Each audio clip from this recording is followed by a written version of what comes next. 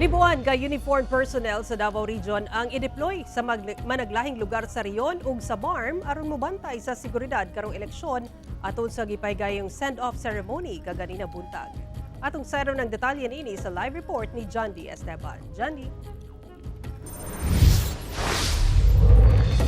Sara, kapin 12,000 ka mga uniform personnel gikan sa lain-laing ahensya ang gideploy sa Davao Region alang sa 2025 midterm elections karong May 12.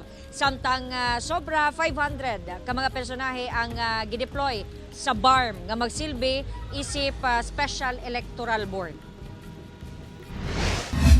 Gipangunahan ni Police Regional Office 11 Regional Director, Police Brigadier General Leon Victor Rosete ug COMELEC 11 Regional Director Attorney Michael Abbas ang send-off ceremony alang sa mga personahe sa kapulisan, kasundaluhan Philippine Coast Guard ug Bureau of Fire Protection sa Davao Region nga i-deploy aron mo siguro sa seguridad para sa 2025 midterm elections karong Mayo 12. Gipahigayon kini sa PRO 11 Parade Ground, Camp Canteen, Merisido, Buhangin, Davao City, Kaganihang Buntag.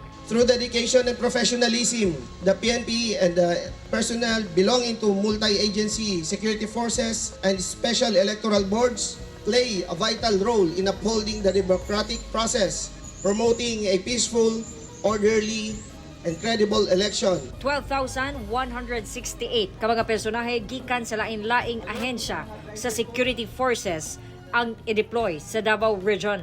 Samtang laing 500 ka personahe sa PRO 11 o 41 ka personahe gikan sa Maritime Unit ang i-deploy sa Bangsamoro Autonomous Region in Muslim Mindanao o BARM nga magsilbing Special Electoral Board.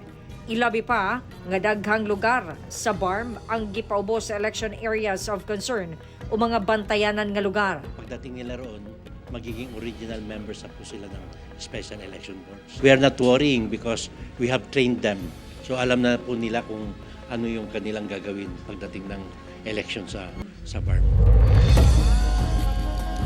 Sara, bisan walay na butang ilawom sa election areas of concern dinhi sa Davao Region, padayon matud pa ang pagpatuman sa otoridad sa hugot nga seguridad alang sa malinawon nga 2025 national and local elections. Sara.